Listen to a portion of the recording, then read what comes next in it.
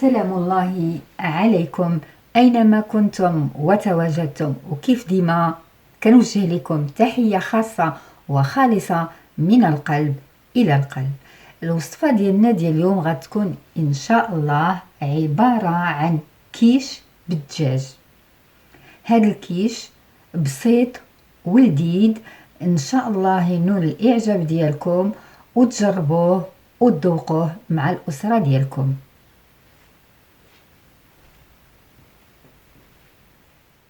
اول حاجه غادي نوجدوها هي لاباط ديال الكيش.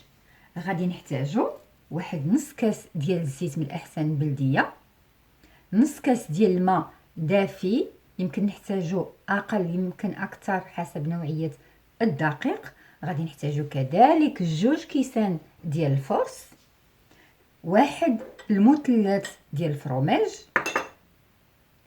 زعتر ولا زعتره اللي بغيتي، شويش ديال الملحه، شويش ديال السكر، والخميره معجونه ولا حبيبات اللي متواجد عندك في الدار. اول حاجه غادي ناخذ هاد 2 كويسات ديالنا ديال الفرص،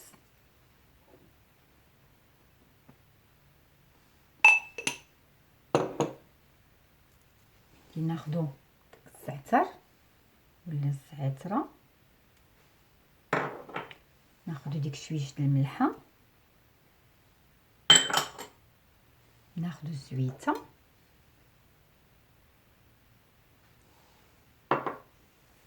ناخذ هاد الفرماجه حتى هي نحطها، ونبقاو نخدموا لاباط غير هكا برؤوس الاصابع. كي كتشوفوا ان الخميره ديالي حتى هي خليتها مع داك السكر وشويش ديال الماء كتفاعل هكا حتى تندمج لنا ديك الزيت وديك الفرماج مزيان بحال اللي كنبسوها.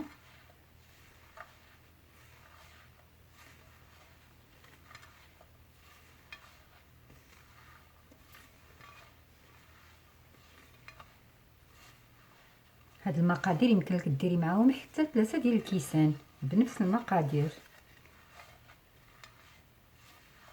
هكا تدخلت لنا. دابا غادي نزيدو ديك الميها نتوما اللي درنا فيها الخميره ديالنا،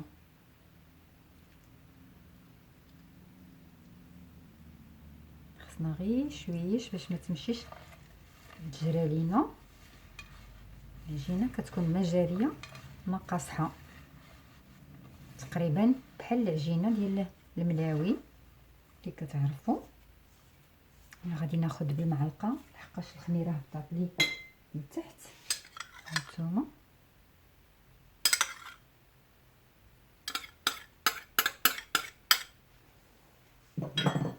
هكا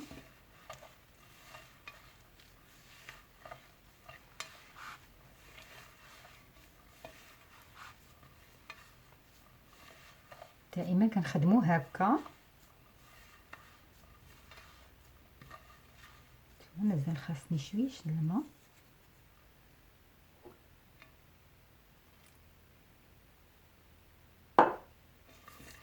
تقريبا هاد الكاس راه ما غاديش ناخذو كامل، 3 ولا 4 ديال المعالق كافيين.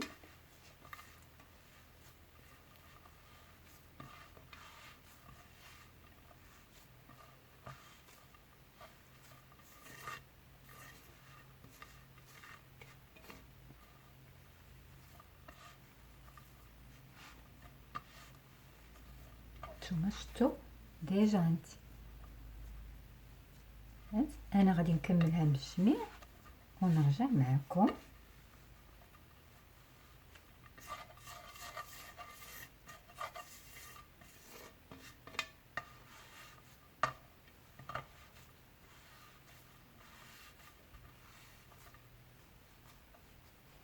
نكملها نطلقها.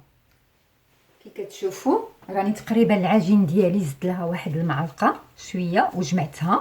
شوف شحال بقى لي ديال الكاس راه تقريبا خديت واحد 3 حتى 4 ديال المعالق اللي كيدخلوا لنا في هذا الخليط ديال العجين. ودابا غادي ناخذ واحد البلاستيك ونديرها ونخليها جانبا على ما نوجد الحشوه ديالي.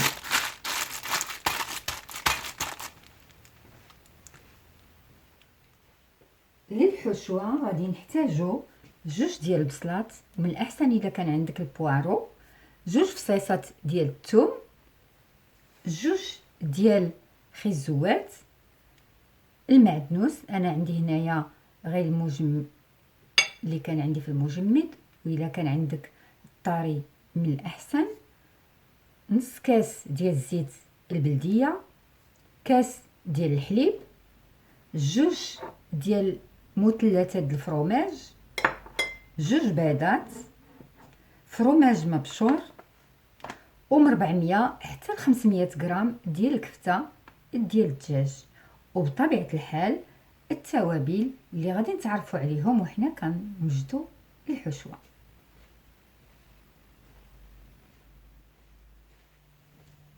البصله ديالنا حنا شلدناها كي كتشوفوا، دوك 2 بصيلات، وخيزوات ديالنا حتى هما نقيناهم وبشرناهم.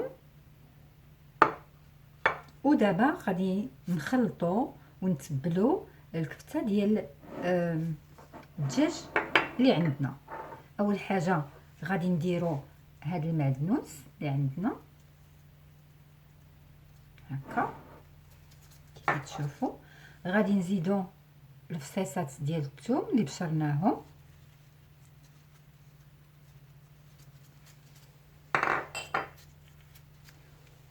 وجربوا هاد الطريقه. انا ديما في هاد الكفته شويش، خصوصا هذه ديال الدجاج، شويش ديال الخل، واحد المعلقه صغيره،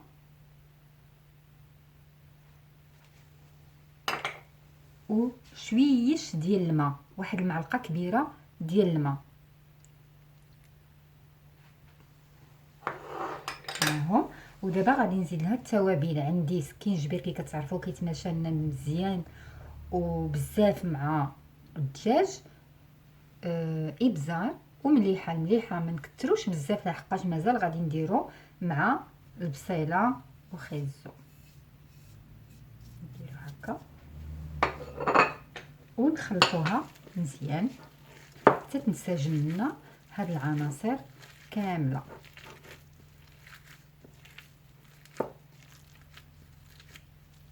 ودابا غادي ندوزو، انا غادي نخلطها مزيان وندوزو للطهي.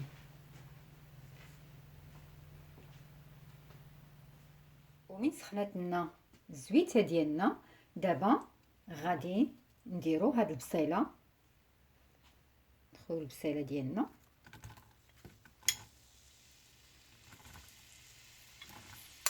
هكا، البصيله ديالنا كامله،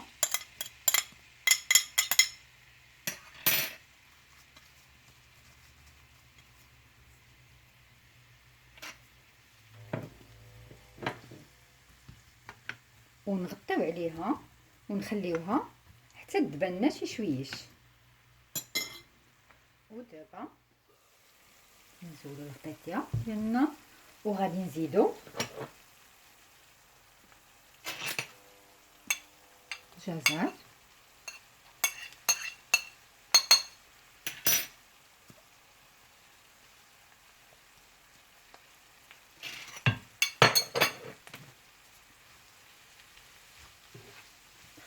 مزيان،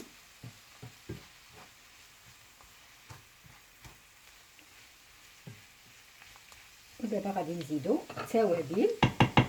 كتشوفوا التوابل عندنا مليحه، سكينجبير، ابزار، انا زدت شويه ديال لاكوري، اللي ما كيبغيش المذاق ديالها ما يديرهاش، انا كتعجبني مع الدجاج.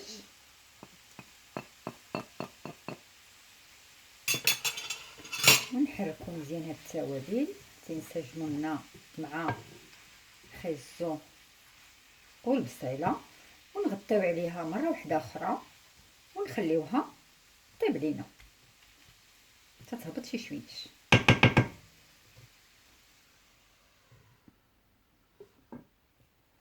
من بعد ما طاب لي خيزو والبصيله ديالي مستير. دابا غادي نزيد الكفته ديال الدجاج ديالي اللي تبلتها. هاكم انا كيعجبني نزيد هكا شويش بشويش.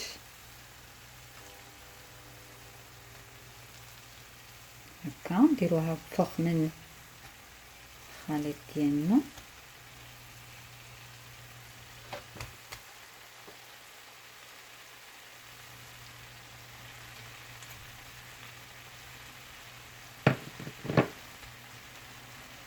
شوفوا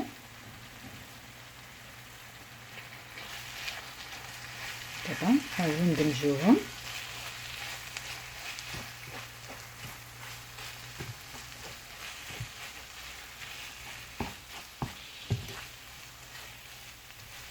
مجموعين ونخليوها طيب حتى تنشف لنا هاد العناصر من الماء.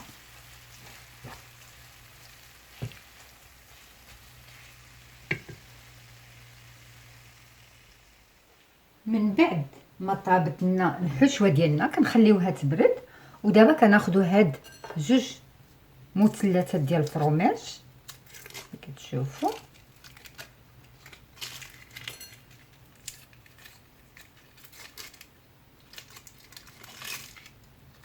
هكا وغنضيفوا ليهم هاد الكاس ديال الحليب وغادي نحاولوا ندمجوهم بهاد لو فغان ميكسور حتى يندمج لنا داك الفرماج مع الحليب.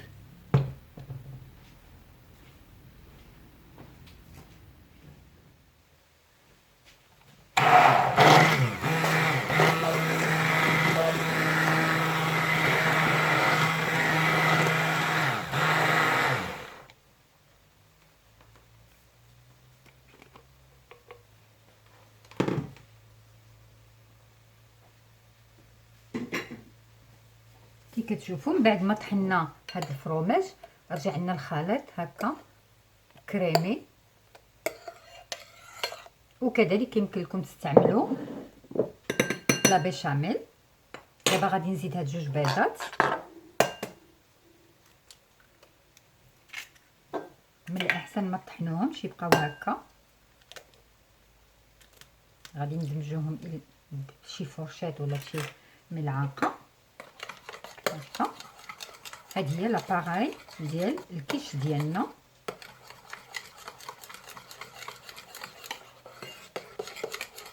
وغادي ننتظروا حتى تبرد لنا مزيان ديك الحشوه وعاد نكملوا المرحله المواليه. وبطبيعه الحال الفور ديالنا راه حنا شعلناه وسخناه على 180 درجه.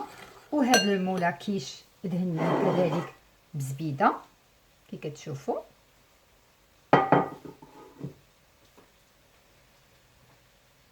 وفوق واحد بابي اكويسون درت العجين ديالي وغادي نحاول نطلقو شويش هكا.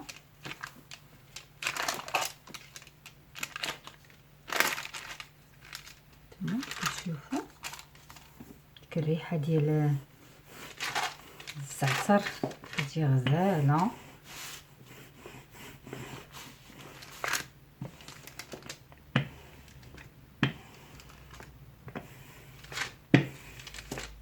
هكا كنطلق العجينه ديالي مزيان.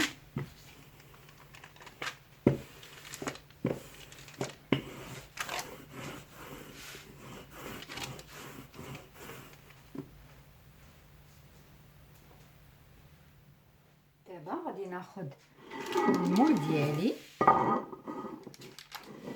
وغادي نحاول ندير فيه هاد لافاط. وكتساعدني هاد بابي كويسون كيساعد بزاف.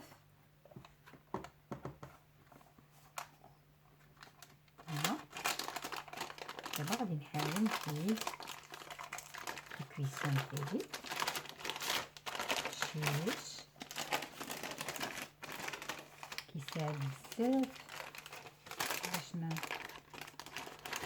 نشوفهمش ولا تقطعكم هادي. ودابا كنحاول نبرك عليها هكا بيديداتي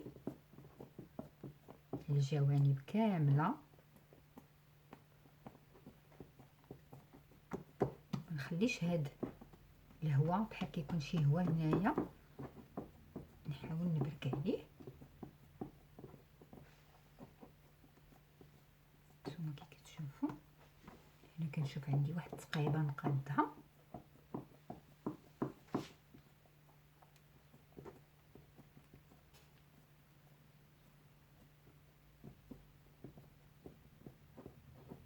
كنطنطيب مزيان. غادي ناخذ هاد كتشوف كي كتعرفوا كاملين الكلاك ديالي، نزول هاد لاباط اللي زايده عندي الجوانب. وكيمكن الا بقات لي الحشوه ندير بها دي كيش صغار، ما غاديش نرميها بطبيعه الحال، ونعاودو نبركو مزيان على هاد الجوانب ديالنا باش ما يهبطوا ليناش من يكون كيطيب.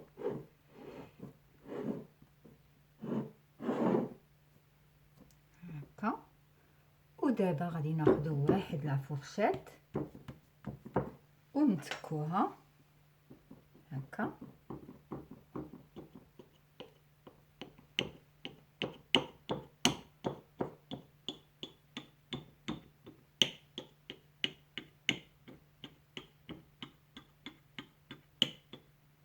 ها حنا وجدنا لاباط ديالنا درناها في المول.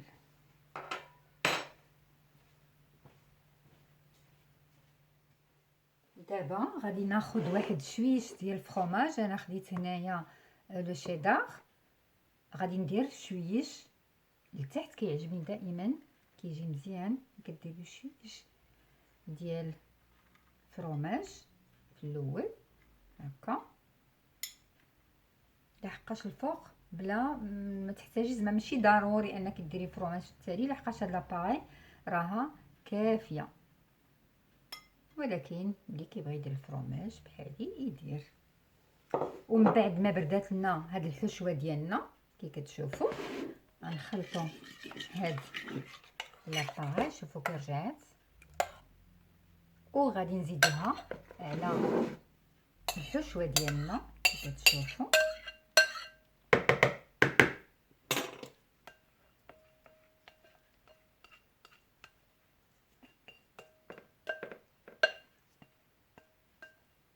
تنساليوها كامله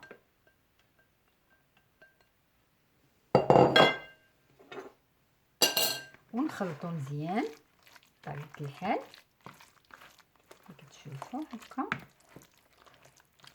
ندمجنا هاد العناصر كتجي هائله بهاد الكريم هكا، وحتى لا بيشاميل كتجي مزيانه، وكل واحد شنو كيبغي يدير وشنو كيحب. ودابا غادي نزيدوها هنايا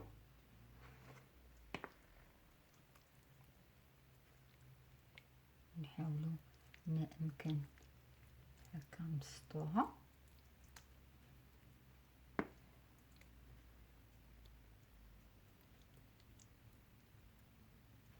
شوفوا بسطو مزيان.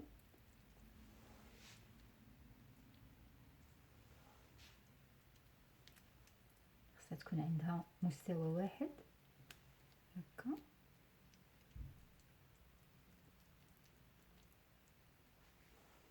ما كيبان لي شويش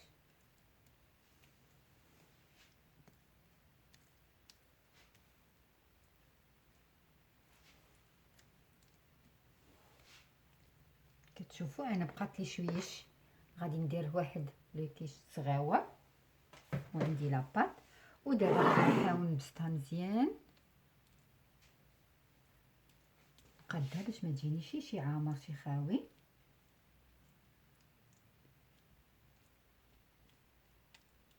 هكا دابا مزيان. غنزيد لها واحد شويش ديال الفرماج.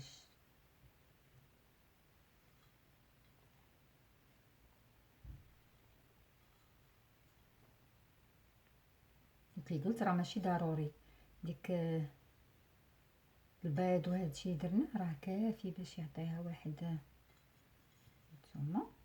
وغادي ندخلوها على فرن 160 درجة، واحد تقريبا من 20 حتى 30 دقيقة.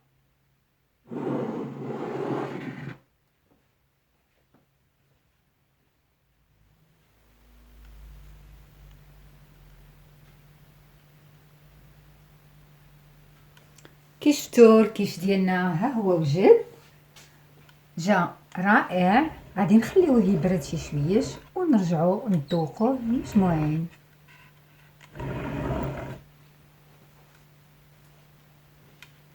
هنايا داك الكيش الصغيور بالحشوه اللي بقات لنا حتى هو كيطيب لنا في الفران كي كتشوفوا. هانتوما من قطعتو خرجتو من المول، شوفوا الخامه ديالو كي جا غزال ما شاء الله. ان شاء الله تجربوه وين الاعجاب ديالكم، والى فرصه قادمه ووصفه جديده. دمتم في رعايه الله وحفظه.